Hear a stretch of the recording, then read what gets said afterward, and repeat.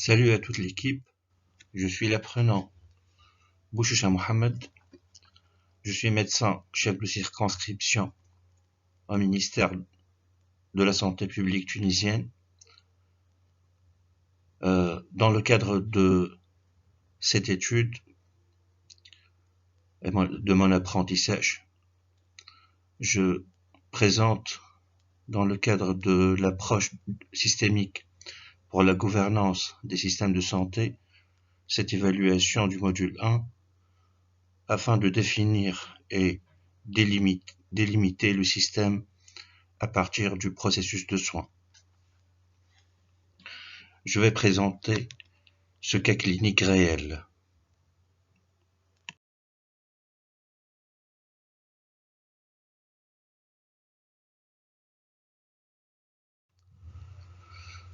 La situation du patient. La présentation.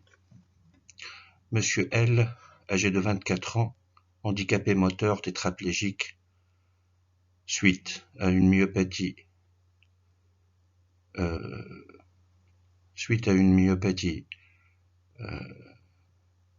d'origine cérébrale, orphelin des deux parents et vit à domicile qu'il ne veut pas quitter, loin de la ville. Il est loin de la ville, avec deux sœurs handicapées mentales. La seule aidante, c'est sa tante âgée de 68 ans, elle-même malade, polyarthrosée. Elle a des problèmes du dos. La seule personne active, c'est la seule personne active de la famille. Le processus de soins.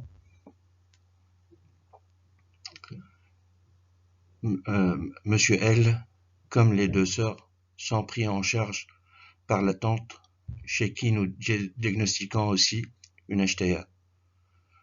Il y a aussi la circonscription, qui comporte un hôpital local et des dispensaires, plusieurs, mais loin de la zone où habite Monsieur L et sa famille.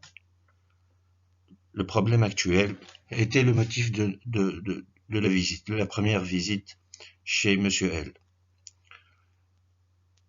qu'on trouve atteint d'un érysipèle des deux membres inférieurs, puisqu'il vit à même le sol, il n'y a personne qui peut le mettre au lit.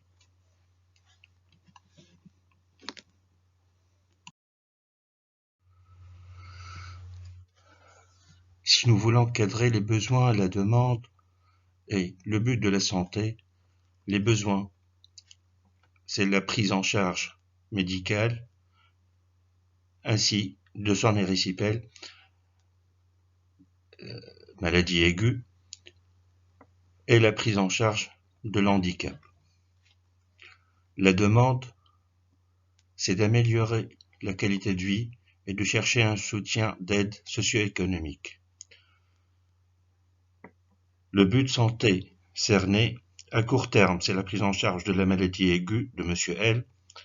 À long terme, c'est la prise en charge de l'handicap de Monsieur L, la prise en charge des deux sœurs et de la tante, et assurer une aide efficace à la famille en vue d'une meilleure qualité de vie autonome.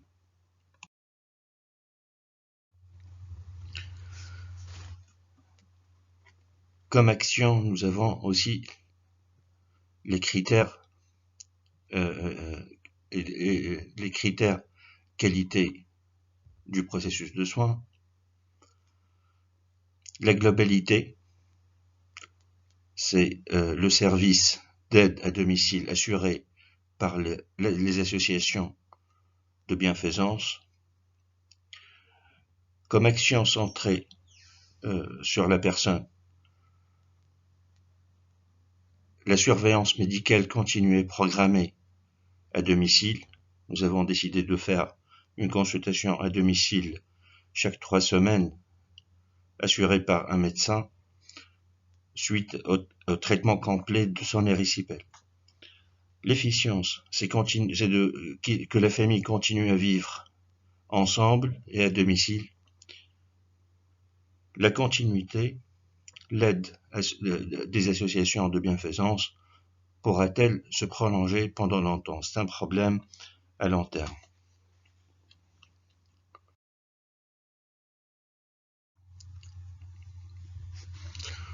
Nous avons schématisé le système comme suit.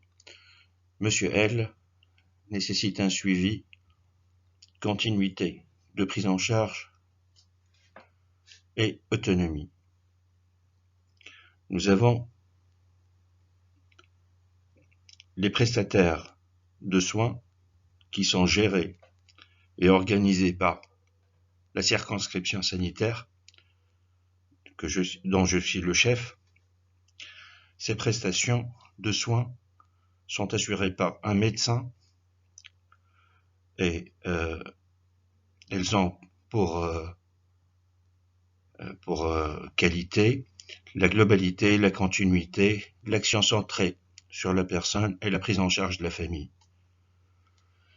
Nous avons aussi les associations de bienfaisance qui donnent un soutien quotidien, ainsi que l'entourage et le voisinage qui donnent une aide et une surveillance continue, surtout quand les associations, comme nous avons vu au cours du Covid, le voisinage, c'est lui qui a fait une surveillance continue de cette famille, il a pris en charge complètement. Merci.